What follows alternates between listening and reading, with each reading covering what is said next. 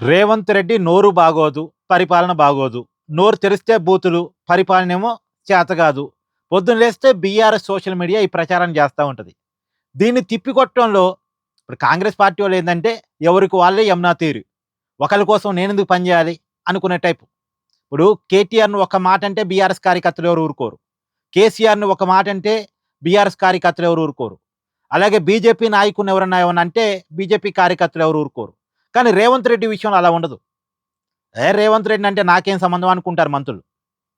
ఎమ్మెల్యేలు గూడా అంతే. అంటే వాళ్ళలో ఐక్యత ఉండదు. పార్టీ పట్ల కమిట్మెంట్ ఉండదు. రేవంత్ రెడ్డిని ఒక మాట ఎవరన్నా అంటే తిప్పి కొట్టాలనేటువంటి భావన ఉండదు. ఏమన్నా మళ్ళా రేవంత్ రెడ్డి గారి టీమ్ అప్రోచ్ అయ్యి, రేవంత్ రెడ్డి గారిని ఇంత మాట అంటే నువ్వు మాట్లాడవా అంటే అప్పటికప్పుడు ఏదైనా మాట్లాడతారేమో తప్ప, రేవంత్ రెడ్డి కోసం చొక్కాలు చింపుకోరు కాంగ్రెస్ నాయకులు ఎవరు గూడా. ఇప్పుడు రేవంత్ రెడ్డి గారి పాజిటివ్‌నెస్‌ని ఎవరు ప్రచారం చేసేవాళ్ళు లేరు కాంగ్రెస్ పార్టీలో.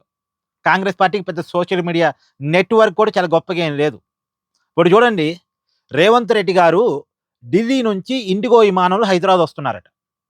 సామాన్యులతో కలిసి, స్పెషల్ ఫ్లైట్ గాదు. జనంతో కలిసి ఇండిగో ఫ్లైట్‌లో వస్తున్నారు. అది హైదరాబాద్‌లో దిగాలి. కానీ వాతావరణం బాగాలేక మళ్ళా తిరిగి ఇక్కడ ల్యాండింగ్ జరగకుండానే తిరిగి ఢిల్లీ ఎళ్ళిపోయిందట. ఇప్పుడు రేవంత్ రెడ్డి గారిని ఏమంటారు? పదే పదే ఢిల్లీకెళ్తున్నాడంటారు. కానీ పదే పదే ఢిల్లీకెళ్తున్నా సరే, నార్మల్‌గా ప్యాసింజర్‌తో కలిసే వెళ్తున్నాడు. స్పెషల్ ఫ్లైట్‌లో అయితే కాదు అన్న విషయాన్ని రేవంత్ రెడ్డి గారి టీమ్ చెప్పుకోగలగాలిగా. కాంగ్రెస్ పార్టీ చెప్పుకోగలగాలిగా. ఈ సామాన్యుల్లాగా రేవంత్ రెడ్డి బతుకుతున్నాడు అన్న విషయాన్ని చెప్పగలగాలిగా. లేదు. అది చెప్పుకునేవాడే లేడు. ఇదో మంచి విషయం నిజానికి. అక్కడ 200 మంది ప్రయాణికులేమో ఉన్నారట. ఆ ప్రయాణికుల్లో రేవంత్ రెడ్డి కూడా ఒక ప్రయాణికుడు. అంటే సామాన్యులతో కలిసి విమాన ప్రయాణం చేస్తున్నాడు రేవంత్ రెడ్డి. స్పెషల్ ఫ్లైట్ వాడట్లేదు. సో, ఇదొక మంచి విషయం. కానీ చెప్పుకోవడానికి కాంగ్రెస్ పార్టీకి పెద్ద నెట్‌వర్క్ లేదు. చెప్పుకునేటువంటి పరిస్థితులు కూడా కాంగ్రెస్ పార్టీ లేదు. ఎందుకు పోయాడు ఢిల్లీ అంటే, ఈ నిన్న తెలంగాణ కోఆర్డినేషన్ కమిటీ మీటింగు ఢిల్లీలో జరిగింది. ఇది తప్పు మళ్ళా. ఇది బీఆర్ఎస్ ప్రొజెక్ట్ చేస్తది. ఇది చెప్పిద్ది గట్టిగానే బీఆర్ఎస్ చెప్పుకుంటది. ఈ కాంగ్రెస్ తెలంగాణ నాయకుల మీటింగ్ ఢిల్లీలో జరిగింది.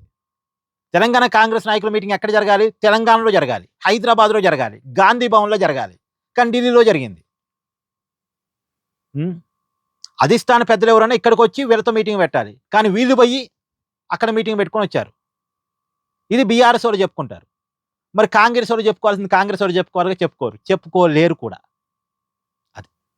సో, మొత్తానికి రేవంత్ రెడ్డి గారి విమానం మళ్ళా తిరిగి ఢిల్లీ ఎళ్ళిపోయిందట.